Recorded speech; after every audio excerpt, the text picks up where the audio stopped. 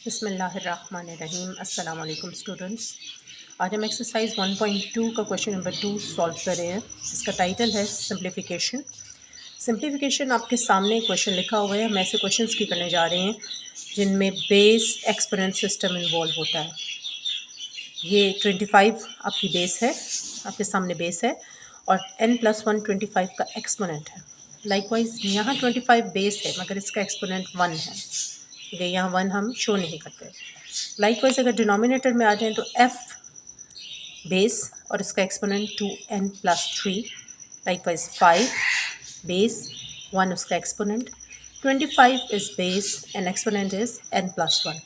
यानी ओवरऑल हम ऐसे क्वेश्चंस की सिंप्लीफिकेशंस करने जा रहे हैं जिनमें बेस एक्सपोनेंट सिस्टम इन्वॉल्व है और बेसिस को सिंप्लीफाई करके हम एक्सपोनेंट्स को सॉल्व करना सीखेंगे। तो यहाँ पर सबसे बिगर नंबर जो है वो 25 है अगर आप न्यूमरेटर में देखिए, तो इसी तरह डिनोमिनेटर में भी बिगर नंबर 25 है।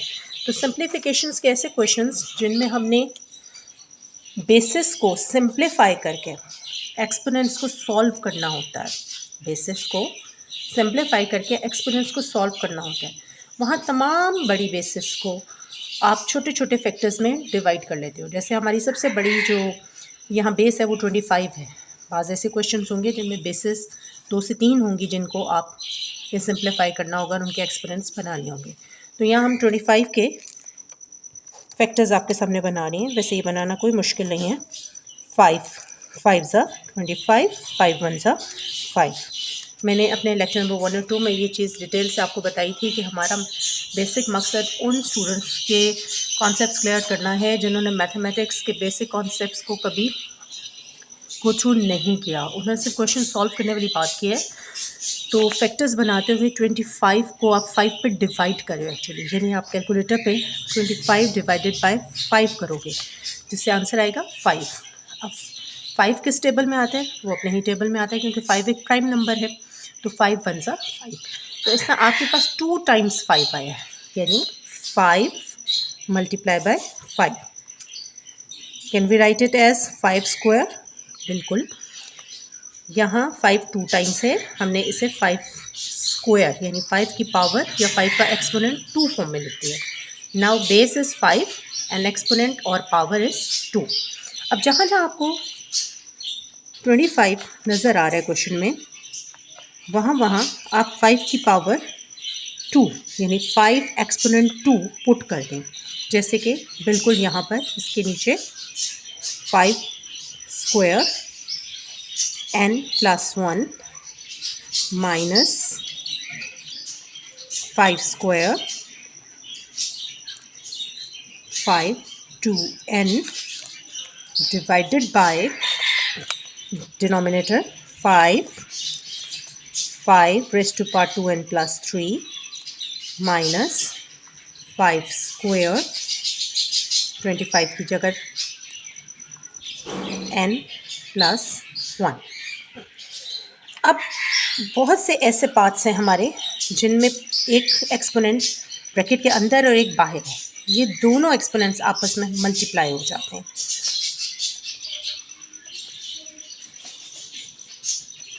2 1 ज़ा 2n, क्योंकि n के साथ 1 है।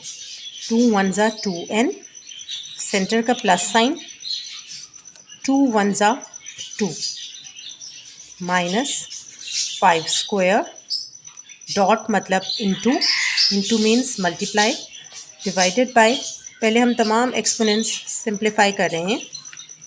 डिनोमिनेटर पे आइएगा, 5 इंटू 5 2n+3 माइनस लाइकवाइज 2 1 ज़ा 2n प्लस 2 1 ज़ा 2। अब वो तमाम बेसिस जो सेम है, जैसे 5 और 5 सेम है, यहाँ पर ये 5 और ये 5 सेम है।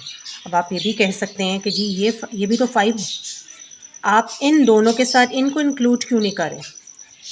वो तमाम बेसिस जो सेम है और मल्टीप्लाई और डिवीजन फॉर्म में, उनकी पावर्स को ऐड अप करेंगे, ये रिपीट कर रही हूँ, वो तमाम बेसिस जो सेम हैं, मल्टीप्लिकेशन जैसे इस वक्त ये मल्टीप्लिकेशन है दोनों 5 के दरमियान में, दोनों बेसिस सेम भी हैं, मल्टीप्लिकेशन फॉर्म में हो और दोनों बेसिस सेम हो। जैसे यहाँ दोनों बेसिस सेम हैं तो फ़ौरन चेक कीजिए इनके दरमियान में प्लस है, माइनस है या मल्टीप्लाई है।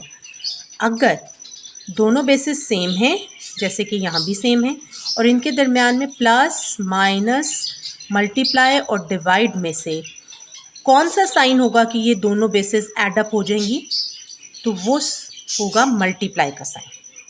If two bases are same and they are being multiplied by each other, then their powers will be added up.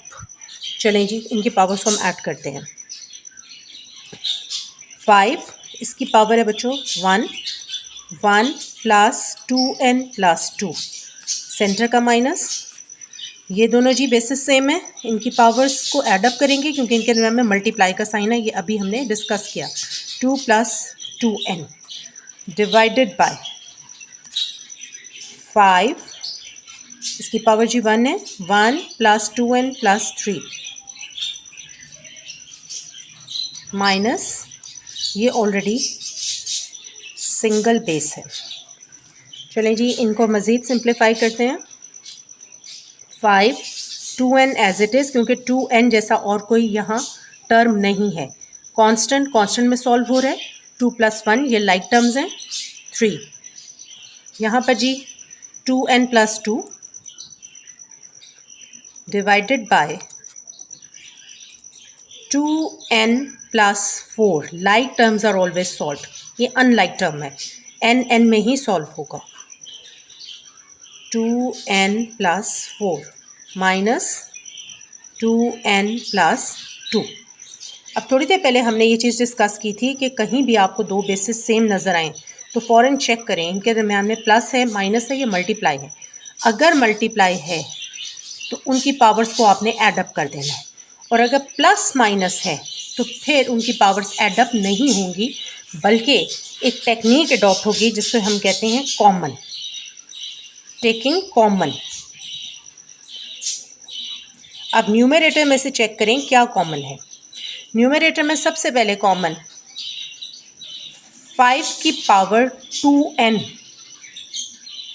2n exponent same है, कॉमन है। अब यहाँ 5 3 टाइम्स है और यहाँ 5 2 टाइम्स है, तो जो स्मॉल पावर है वो कॉमन में इंक्लूड की जाती है। तो इस तरह आपका न्यूमरेटर में से कॉमन आएगा 5 raise to power 2n plus 2. I will explain it again. 2n exponent is same. 3 और 2 में से स्मॉल पावर 2 है, इसलिए हमने इसे कॉमन ले लिया। अब ब्रैकेट में लिख के इसका आंसर देते हैं। अभी जो आपने कॉमन लिया उसे फर्स्ट टर्म के साथ यह हम सॉल्व करते हैं। 5 ये आ जी आपकी फर्स्ट टर्म है, 5 2n और 5 पावर 3 अलग कर दीजिए। इसी तरह जिससे आपने कॉमन लिया न्यूमरेटर में से वो है 5 2n प्लस 2, तो इसमें से 5 2n और 5 स्क्वायर सेपरेट कर दीजिए। बोथ आर बीइंग कैंसल्ड, 2 और 3। अभी थोड़ी देर पहले हम बात कर रहे थे कि दो बेसेस अगर सेम हो और उनके दरमियान में प्लस माइनस का साइन अगर ना हो बल्कि मल्टीप्लाई और डिवाइड का साइन हो तो वो सॉल्व हो जाती हैं, आपस में एडअप हो जाती हैं। तो मल्टीप्लाई के साइन में आपने नोट किया था दोनों एडअप हुई थी, डिवीजन के साइन में ये दोनों सब्ट्रैक्ट हो जाती हैं, यानी जो बेस ऊपर शिफ्ट होगी वो अपना साइन चेंज करके होगी। अगर ये माइनस होती है तो ऊपर जाके प्लस हो जाती है। तो इसका आंसर बनता है 5, यानी 5 की पावर 1। तो first answer in place of this will be written as 5 की पावर 1 माइनस, सेकेंड टर्म है 5 2n प्लस 2, और जो कॉमन भी हमने ली है वो भी 5 2n प्लस 2 है। तो this is very simple, 5 2n plus 2 when divided by 5 2n plus 2, तो डेफिनेटली कटिंग के बाद आंसर 1 आता है। तो यहाँ आपने इसकी प्लेस पर 1 नोट कर लिया, डिवाइडेड बाय, यहाँ पर जी कॉमन आ रहा है 5 2n और स्मॉल पावर है 4 और 2 में से 2, 5 2n प्लस 2। अब मैं स्टेप्स के बगैर आपको ज़ुबानी बता रही हूँ। 5 2n प्लस 2, 2n से कट, 2 पावर से cut, only 2 power left, 5 raise to power 2। ये मैंने प्रॉपर टेक्स्ट से सिखाया था कि जिस तरह मल्टीप्लाई में मैंने बताया पावर जेड होती हैं, जिस तरह मैंने आपको यहाँ बताने की कोशिश की कि डिवाइड में पावर सब्ट्रैक्ट होती हैं, जबकि सेंटर में अगर प्लस या माइनस आ जाए तो कॉमन लिया जाता है, ना ही पावर्स को ऐड किया जाता है, ना ही सब्ट्रैक्ट किया जाता है। और कॉमन लेने के बाद जो लेफ़्ट ओवर्स होती हैं वो यहाँ लिख दिए जाते हैं। अब जिस तरह इस वक्त मैं डिनोमिनेटर में से कॉमन लिया है 2n पावर और 4 और 2 में से 2 पावर। अब मैंने कॉमन लेने के बाद लेफ़्ट ओवर्स यहाँ लिखने हैं। पहली टर्म के साथ कंपैरिजन करें, 2n से कट, 4 में से 2 कट, 2 लेफ्ट, तो आंसर लिखा है 5 स्क्वायर। सेंटर में साइन है जी माइनस का। 5 2n से कट, 2 से cut, so answer will be 1. Now both are being cancelled. 5 1s are 5, 5 minus 1 4। ये आप कैलकुलेटर पे भी एग्जैक्ट टाइप कर लीजिए।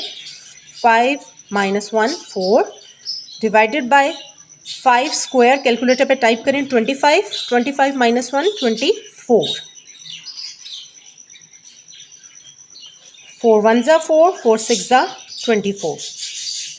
So the final answer of this base exponent system, आप इसकी फॉर्म देखिए कितनी डिफ़िकल्ट लग रही थी, कितने ज़्यादा एक्सपोनेंट्स थे, लेकिन after simplification the final answer of this base exponent system is 1/6। Students, I hope आपने बेस एक्सपोनेंट सिस्टम की सिंप्लीफिकेशन को फॉलो किया होगा। कुछ और क्वेश्चंस नेक्स्ट वीडियो में डिस्कस करेंगे इंशाल्लाह। अल्लाह हाफ़िज़।